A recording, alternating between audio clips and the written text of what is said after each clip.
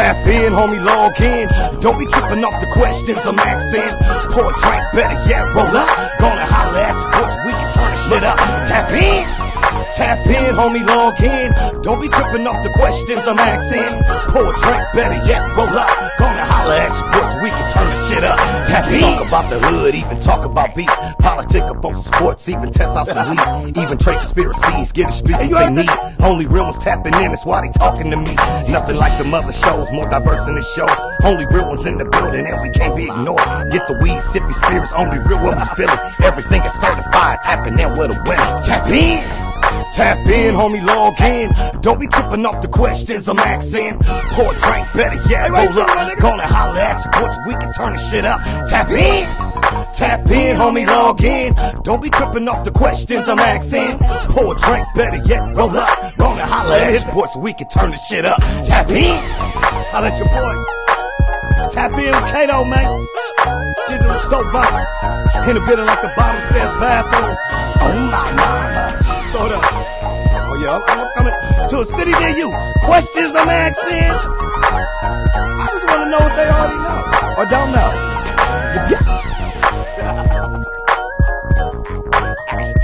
I gotta get some of this. I gotta get some wiggle ankle on them. My ankles wiggle out here, man. Tap it. And that's on my mama. Hey, I told y'all the ad-libs be the best part. Hey.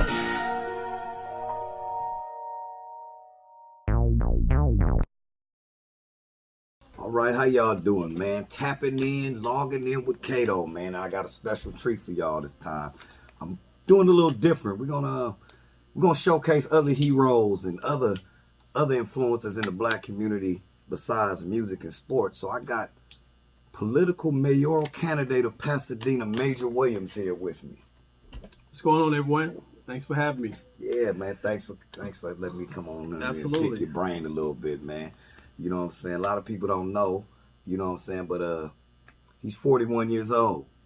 He's been studying the climate of the political race out here for 4 years, so he coming seasoning in the game. And I read a little of what you're about, family. Yes. I know that's at the forefront of your agenda. And for sure. Just give me a little background on yourself. You know what I'm saying? Let them. Yeah, so family is, of course, my foundation of everything that I do because it gives me my superpower, so to speak. You know, so you have to always have a good foundation. But my background initially is in marketing. So I went to school for marketing at Louisiana Tech University. Okay. And over the last 3.5, 4 years, I've been working in politics, you know, behind the scenes from a marketing perspective, social media perspective. And so during that time, I had the opportunity to be around some of the greatest political minds in the world. And so once you get exposed and educated in a certain way, you can't help but to hopefully act upon that and use that knowledge for good and share it with others. So after the last campaign, I decompressed and I just like, what's next for me? Okay. And I was looking at the climate of Pasadena. I didn't have any aspirations ever to be like a true politician, but I always been a leader running nonprofits and stuff like that. But it was something that's like a natural evolution, and I just felt like no candidate that was in the race or could have been in the race that had my same ideology, my vision, and the ideals to the solutions to the problems that we had here in the city. So I just basically, I used the analogy, I took myself out the stands, jumped on the field, suited up, and I'm trying to affect the game from a player's perspective versus you see people in the stands yelling at everybody on what they should do or what they should have done. And, you know, and I just want to change the narrative, you know. That's exactly what you're doing. In case you didn't know, he has a sports background. Yes. Yeah, yes. Get on the hoop. We might have to get him and Obama in a 3-point contest or something, you know, when he get up there. It's so funny about that. In December, we're doing a fundraiser. So we're doing a very unorthodox. We're doing a fundraiser, but it's an NBA 3-point contest here in Pasadena. So imagine everybody think they got a jump shot, right? Come on, get lethal shooter up in there. Everybody think they got a jump shot. So we're doing this. It's $500 for the winner. It's like $25-$30 to enter. Okay. It's going to be like 30 shooters. They're going to be involved. For all adults, it's $5 to get in. Okay. For all kids, it's free. We're going to have beverages, drinks, special influencers. Hopefully, you'll come out and cover it as well, too. Definitely come out. And I'm going to be a part of it, you know, so it's going to be something different. You know, the current mayor's 80. He won't be participating. He won't be participating. And that's why I said earlier, you know what I'm saying, we got somebody changing the narrative, somebody we can look at that's like us, we can relate to. What was it special about Pasadena, by you being from Dallas, Texas? You know what I'm saying? What was it so special about Pasadena that made you want to get your feet wet? So the root of all the big decisions that I've had in California all started with a girl. When I came to California 20 years ago, I met a girl the third day I moved here, and I never went back. What? My wife is born and raised she was born in Altadena, which is right here adjacent to Pasadena. Yes. So we were living in LA, and we were looking for a change, because as I was transitioning from entertainment and sports, doing more so my marketing and entrepreneurship, she moved her small business out here a year before we actually moved out here. And so we was coming out here for a whole year and just like getting a glimpse of the whole scene. And I was like, man, this place is really nice. It's a different pace from the Hollywood and Beverly Hills and the LA scene. And I think this would be great for us. And then we had a child. And then it was like, you know what? This probably be the place for us to raise our kids. And so after we had our first child, we ended up making that leap out to Pasadena. And from there, I just fell in love with the city, the culture of what it represents. And then, once you're a part of any place, you kind of always want to see it do well. And my thing is now I see it having so much potential, and I don't feel like we have the right people in place that could actually expand upon that. And I tell everyone we need a different brand of leadership with a different skill set. It's not about these degrees and being in city government for 20, 30 years. Because when they say politics, they typically make us afraid to go after that. But people don't understand, because I have a marketing background, I message differently. We do politics every single day in our daily lives, whether it's at work, whether it's with our relationships, communicating with our kids. It's all politics. They just attach that word to it to make it like a scary thing and say that we can't obtain it. And so I want to break the narrative to say, hey, I've been in multiple industries. And now I'm in this political field, and I'm just attaching my my ambition and my competitiveness in this arena. So I'm using the same blueprint. Okay. And I was told to ask by a mutual friend of ours, but he wanted you to elaborate more on your hip hop background also. For sure. A lot of people don't know you worked with No Limit closely. Right. Jamie Foxx, Jackie Christie.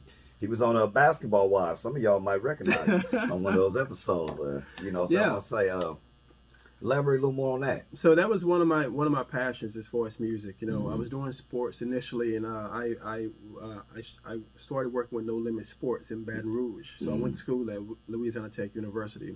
So I became friends with Silk the Shocker, Big Ed, and Mr. Servone, and ultimately Master P. Yeah, the original crew. Through the whole sports thing, and I was training one summer with like Ricky Davis from Mercer. P himself, Ricky Davis, all these guys was training. PA game for real? PA game. Okay. Game. He was younger though too. When we first, thought, because he had his hands in so much stuff, we said, man, this is just a publicity stunt. He really balled until he actually got called up. Yeah.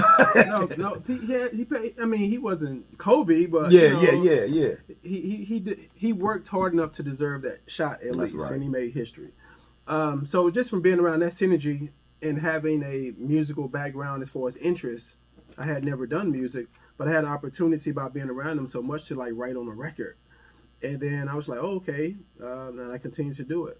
And then, so that it just basically, it was organic. It wasn't something I was like looking for a record deal. It's just that through sports, it put me around the right people who happen to be like moguls in the music industry. Yeah. And it just kind of, jumped from there. Jamie Foxx, the same thing. Me and his dad go way back, and me and his sister. His dad was my high school football coach. Oh. And history teacher.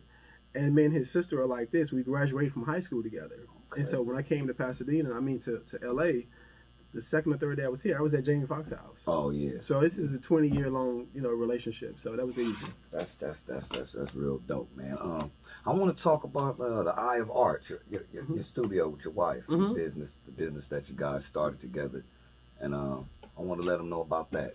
So I Heart Art is an art curriculum company that my wife created probably like 8-9 years ago. She started out in a back of a church in Culver City. And she's built it up to a really amazing company where we have now 12 contracted staff members as well. And we're actually active online, and now we're creating art boxes. So there's been an evolution. A couple of years ago, I came on board she's the owner, first of all. Okay. I'm the supporting cast as the marketing director. She hit a point to where there was a ceiling she hit, and she was frustrated. And I wanted to, of course, jump in and say, hey, maybe we should change it up a little bit. And so I was instrumental into allowing us to land bigger accounts. I said, let's go bigger, more corporate with your services. You've done all these great things. You have all this great talent and people around you. Let's package it and let's get it over to all the senior retirement living homes. So now we're in 12 senior retirement living homes doing the art curriculum for the senior citizens. Okay. And we're in 2 different school districts, LA School District and Arcadia School District. Only because I was able to acknowledge and make people aware of her talent and just package together with the videos and the content of her and also just her track record of being a great artist. She sold paintings to like some of the biggest people in the world. So I just wanted to make sure that her company continued to be successful if that's what she wants to do. Perfect. So iHeartArt.net, go and check it out. It's a great company. She do remote sipping paints and all that. Oh, really? Yeah. Sipping paint. Yes. Okay. I want to go back into more to your agenda for us. You getting in office. Let's talk a little about the Pasadena Fund. Mm-hmm. So the Pasadena Fund came out of necessity.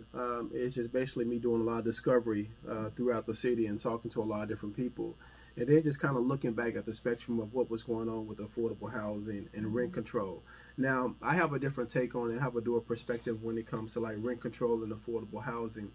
And instead of some people, and I've gotten a little pushback on this, instead of using all your energy to protest the landlord about raising your rent, why don't you partner with someone like myself and we put that energy into making more?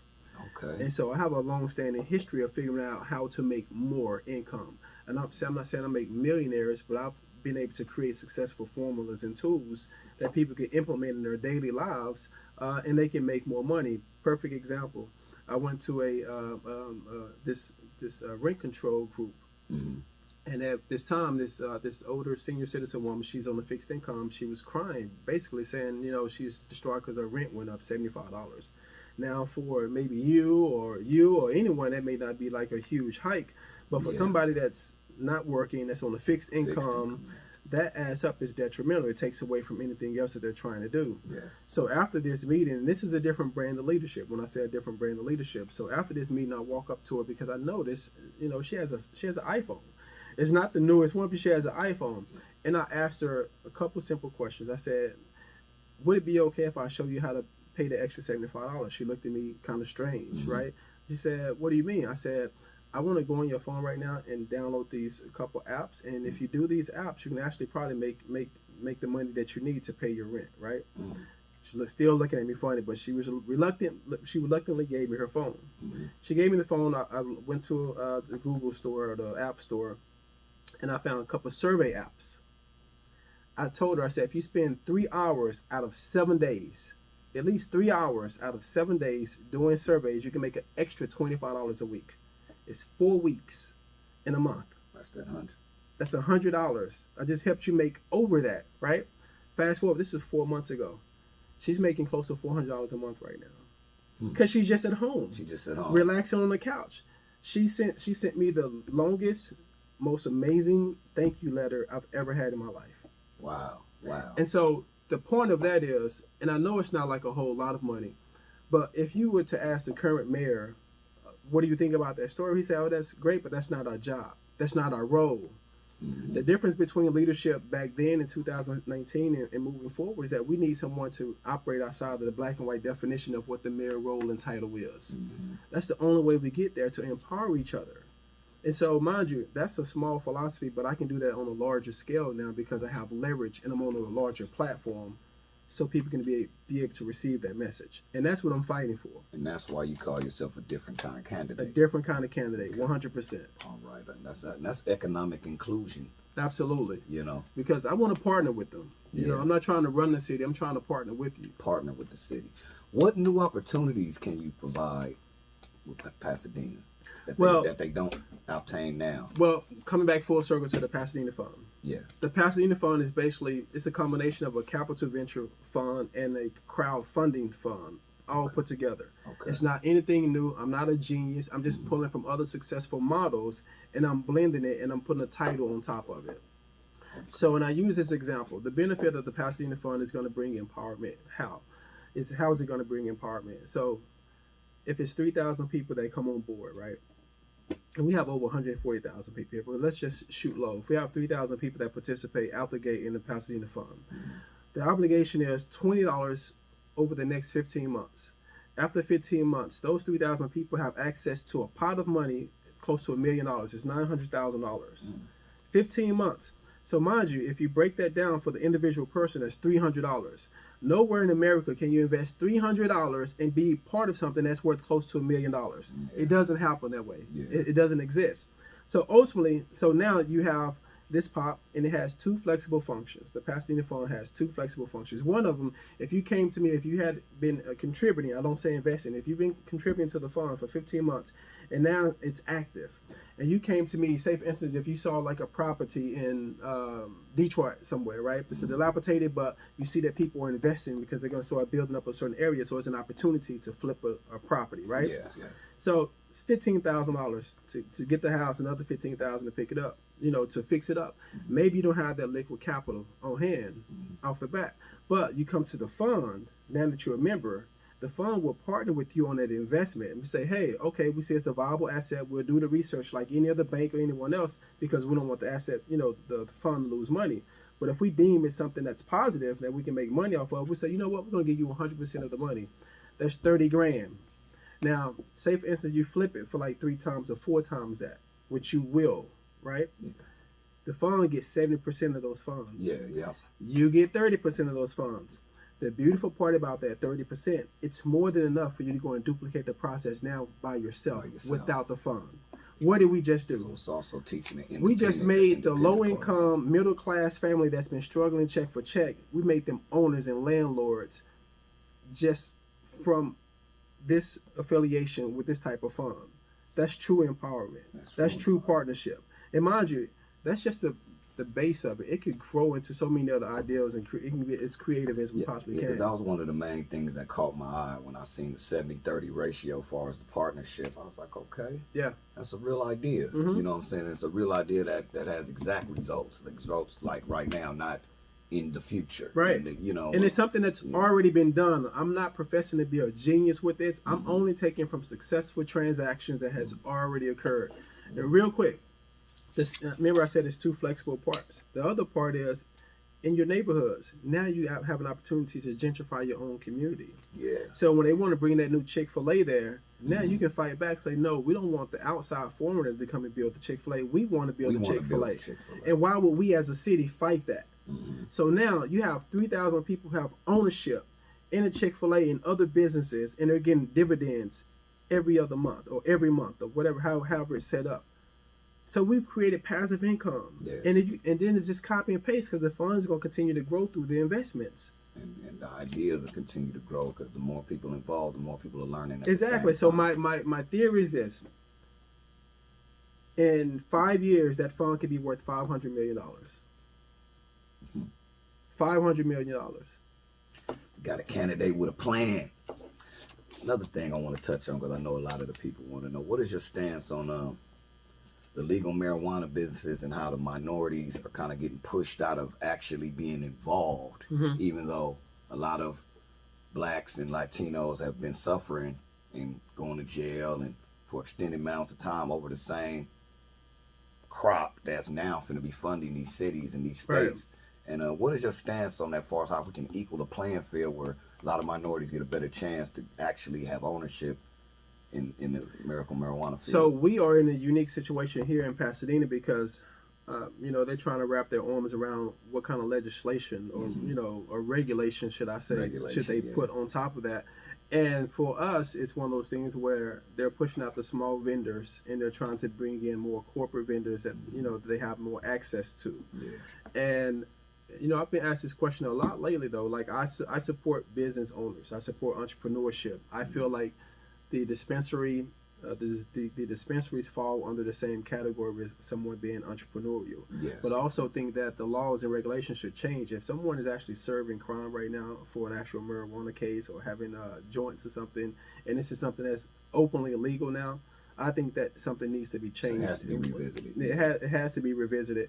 But it's something where we know it's a lot of revenue. Mm-hmm. It's something that's taxable. That's why the city should be more excited about it. Yeah. But you also want to be careful about with anything. If you drink too much water, you can die. Hey, right? That's an example I use with my kids. Right. So there still has to be limits. There still has to be structure. Yes. And we have to pace ourselves. This is a new area for everyone, and no one is a complete expert. Because I can be saying something right now, I may have to retract later on because we're still doing a lot of discovery and learning more about the effects of it. And once we do, we'll be able to make better decisions based upon that. But I support entrepreneurship with the dispensary companies. Okay, let's talk a little. Let's switch it up since we're talking about the kids a little bit. Let's talk about the Fly Kicks for Kids charity. So I've been working with nonprofits for over like 15 years. Indirectly, I've been giving away clothes, shoes, helping out a lot of different kids because shoes.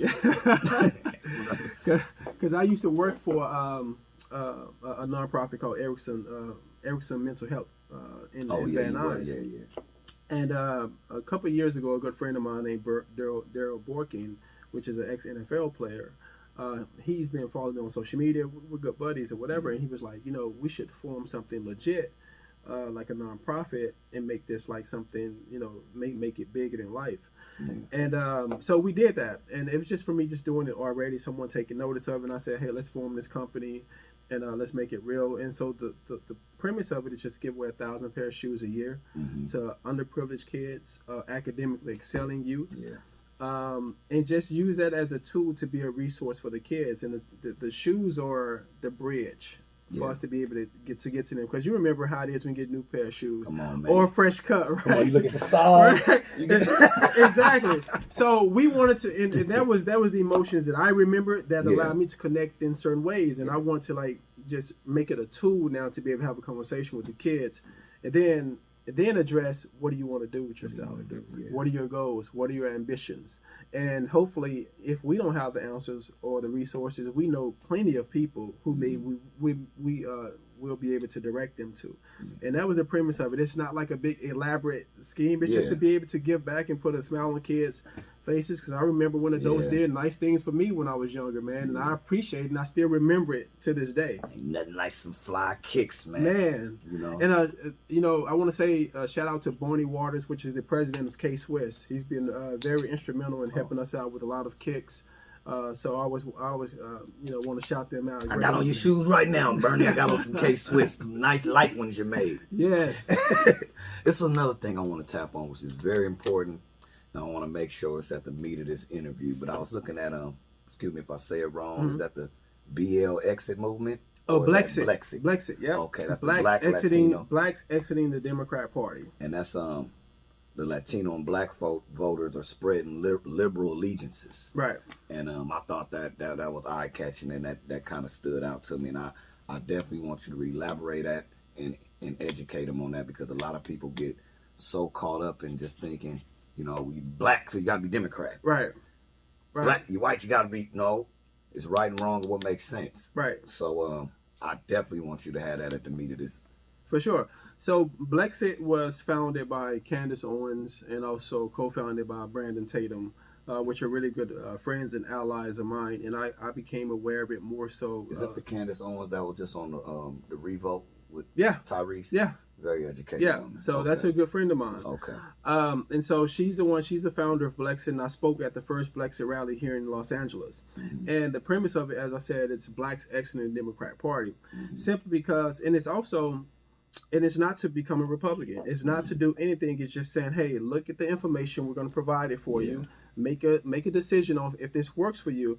Because what we discovered, and even me, I was a lifelong Democrat just by default. My grandmother, grandfather, my mother. My mother still lives, right? Yeah. But I wasn't given the opportunity to dive into the understanding of certain policies that affected my community directly for decades and decades. And then once you actually process that, and maybe some people process that and they're okay with that, and I don't judge it, but at least I allowed you to get informed on it. And so that's what the whole Blexit movement is about. It's about identifying what the problems are, what the problems have been, and allowing you to just think freely for yourself. And that's like you said, it's okay for, like I said, my mom is a Democrat. We don't agree on everything 100%, but my mom loves me to death. She doesn't. It doesn't matter to me on what party I'm at because she knows the root of my genuineness and my heart.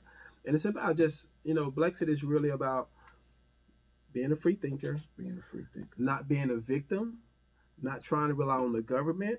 And it's saying just work hard, figure things out, pull your boots up, as they By say. your bootstraps. By your bootstraps, and just go to work and stop. Just don't be a victim. That's what it's mainly about. Don't be a victim. And there's no there. We know that there are things that are out there that could potentially harm or hurt us and hold us back. But if you put your energy into just focusing on those things, it's going to do exactly what you think that it's supposed to do to you. Because sometimes it can become psychological. Yes. But if you only focus on what you can do and what you can control, you will find yourself 10 years from now in a really amazing place.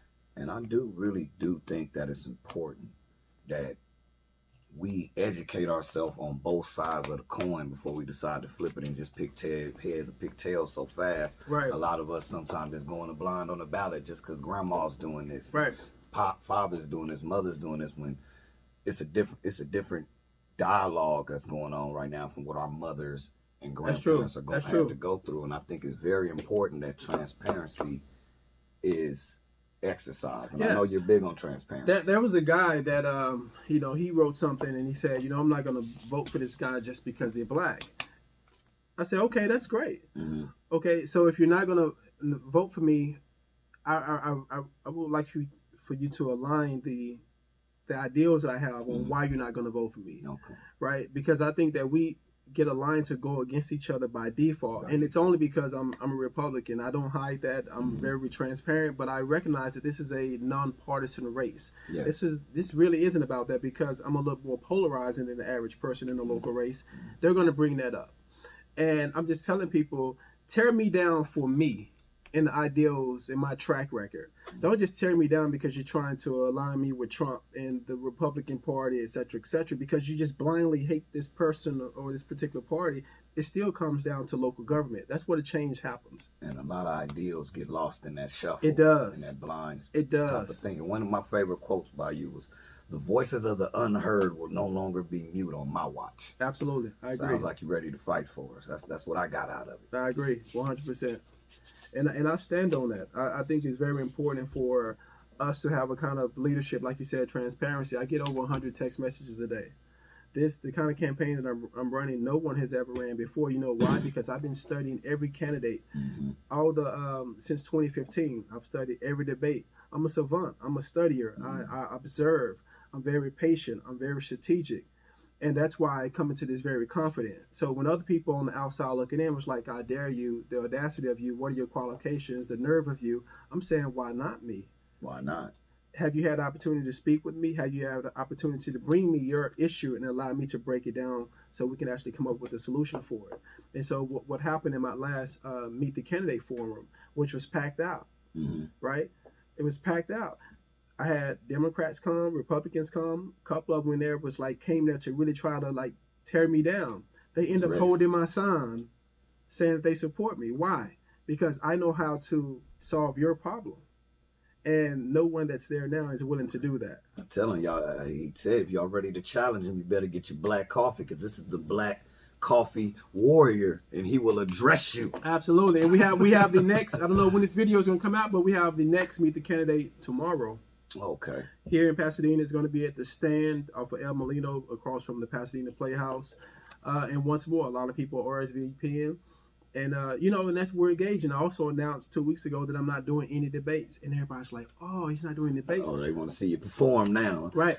So I said my debates are I produce my own forums. I don't want a moderator asking questions and y'all in there watching us like fish in a tank.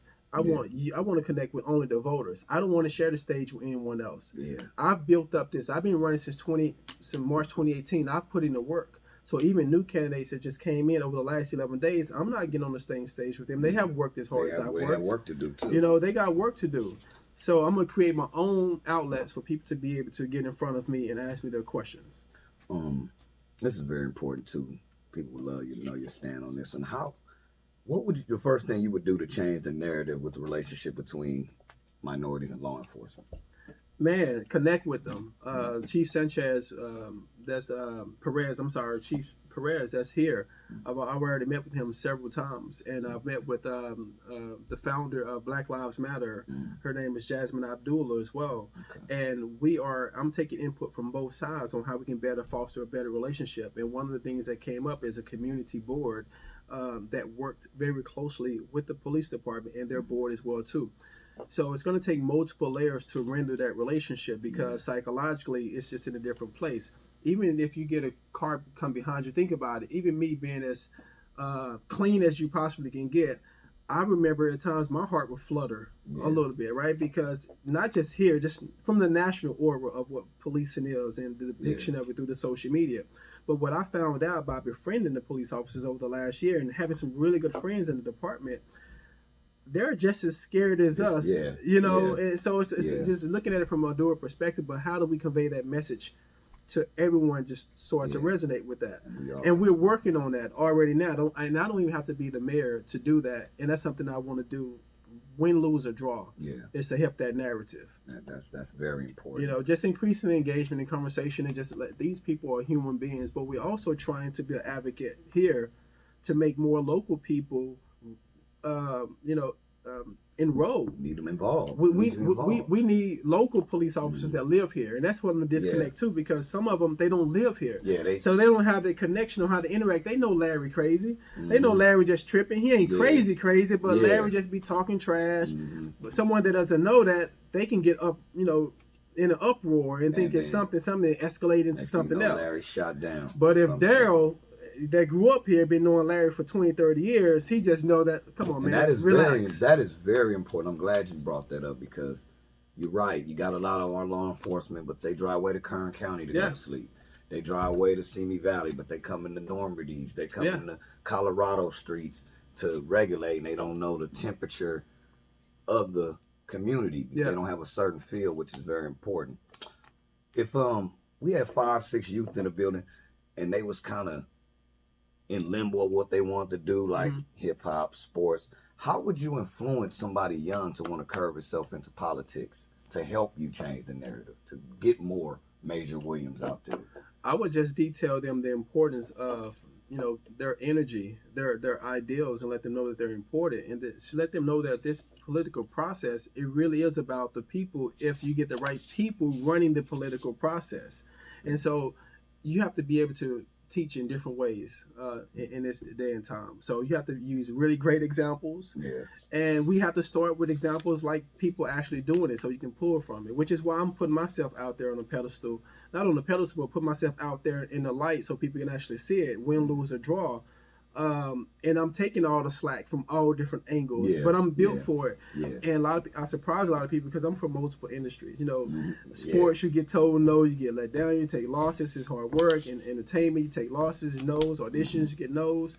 I'm built for it. So I just want to be a beacon to be able to bridge that gap, though. But I would tell them just to go for it, man. It's a great opportunity, but it gives you an opportunity to be able to help other people. Yeah, because, we got a lot of brothers and sisters out there from the urban community are more educated, and they're giving themselves opportunities to exuberate. And it's like I told one of my kids, smart is the new gangster. Absolutely. You know 100%. What I'm saying? And it's like some of us got to learn how to stop hiding our talents and our intelligence and put that at the forefront than just thinking we have to entertain, thinking we have to, poot and giggle, so to speak. You know what I'm saying? And one real urban example of that is Nipsey Hussle, which Nipsey has inspired all of us on different levels other than the music. But what does Nipsey's legacy mean to you? It means everything, because he was for a lot of people, he was the first voice of entrepreneurship. Exactly. Thinking for yourself, being independent, standing on your own, and really going after your dreams, and just, having goals to your dreams. He didn't preach overnight success. That's patience. What I like about him. That it was a lot of patience. There was a lot of due diligence when it came to executing his goals and plans. And his body of work, his human self, showed you his blueprint. And then in addition to that, the cherry on top was him being able to verbalize it to you on so many different platforms in so many different ways. If you had a personal conversation with them, I saw Nipsey downtown. We were at a cryptocurrency meetup, and Nipsey walked in by himself. I think he showed up by himself. I'll never forget, he had on his yellow sweater, and we was right in the hallway. It was like a movie out of a movie at the same time. And didn't know me from a can of paint. Of course, I was excited to meet him for the first time. He just embraced me, gave me a strong hug and handshake. And throughout the night, we kept giving each other acknowledgement of whatever. But that one instance, just imagine he did that with so many different people. And what that does for someone's aura to know that they had that kind of love for somebody that they looked up to like that. Exactly. So I think he meant a lot, and he still means even more to people with his passing. So he's definitely a blueprint for any and everyone to follow. Exactly. The marathon continues. The marathon continues. Man, I'm so glad you sat down with me, man, because these is messages and these is ideals that need to be put out there, and they need to be available to some people that's not looking to know about politics, not looking to get into politics, not looking to do history and homework on candidates from whatever city. You know what I'm saying? We need to understand the kind of leaders that we can cheat ourselves out of by not being involved, and the kind of leaders we could be blessed with by being involved. And think about this too, though. This could be fun. I'm having the most fun that I've ever had in my life. Right? When you think of politics, you think you have to be just like this. It's just boring and stale. They just think of great suits. There is a tradition that comes with it, but it's about those individuals. I didn't adopt that. I'm a hybrid. I'm a combination of everybody. I'm a combination of this person and this person and this person. And I have fun with it. You can tell my campaign is different. Look on my wall. Like, no one is doing this. I'm at the Rose Bowl. I'm passing out waters. I have my own lip chap. I'm giving people a lip chap. Like, we're doing all kind of stuff. Keeping you uncrusty. Yeah, keep it uncrusty, man. We got to have it. Let me show you. We got the major for mayor. Major for mayor. Lip chap. So we're just doing it unorthodox in a different way, and we're just really connecting with people. And I tell people, this is an amazing opportunity. The current mayor is a 75-year-old white guy. The white doesn't matter. But his impact level is very low. But he also won with only 8,000 votes in a city that has 84,000 registered voters. Wow. And so only 15,000 people came out to actually vote. And 18 to 44-year-olds didn't even feel compelled to come out and vote statistically. We're going to change that. And we're going to change that here in the city. Tappin is going to get you about 2,000 to 3,000 more votes. And even if you're not voting for major, just get involved. Get involved. Get in the habit of getting involved, because it's us to start coming to grab our voice now. Everybody can't talk for us. We need to grab our own voice. And I'm going to let you get out here with some closing statements, information and everything from your sites and stuff. For sure. And where to find the art studio also. Yes. So once more, thank you for having me on the show. I appreciate it. Thank you. You can continue to follow me on all of my social media. It's basically Major for Mayor. My website is majorformayor.com.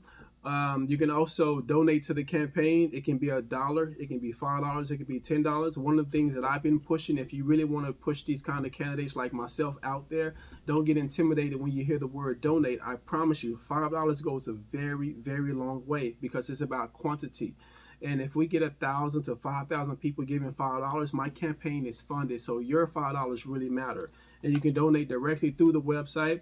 And the best part about it, you can be here or not be here. You can always text me if you have questions about entrepreneurship, small business development, marketing, and just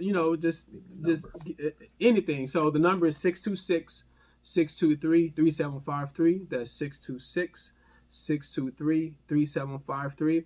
I'm totally accessible. Like I said, I get emails every single day, and I'm for the people. I'm with the people. I'm not running for mayor to run the city. I'm running for mayor to actually be with the people and to uplift the people and to empower the people and to partner with them. And my name is Major Williams. I'm running for mayor of Pasadena. It's time for a new brand of leadership and a leader with a new skill set. And you forgot what time it is. It's time to think major! On Tappin, man. That's how we doing on Tappin with Cato for you, man. Appreciate y'all giving me your time. I'm going to let y'all sit on that information. Holla at Major. Ain't no candidates giving up their real number. And if y'all want to challenge him on the issues, he's down to have that black coffee with you and get it in. Absolutely, 100%. All right. Peace. God bless you guys. Hello, everyone. My name is Major Williams, mayoral candidate of Pasadena. You can catch me on Tapping In with Cato. Oh, my mama.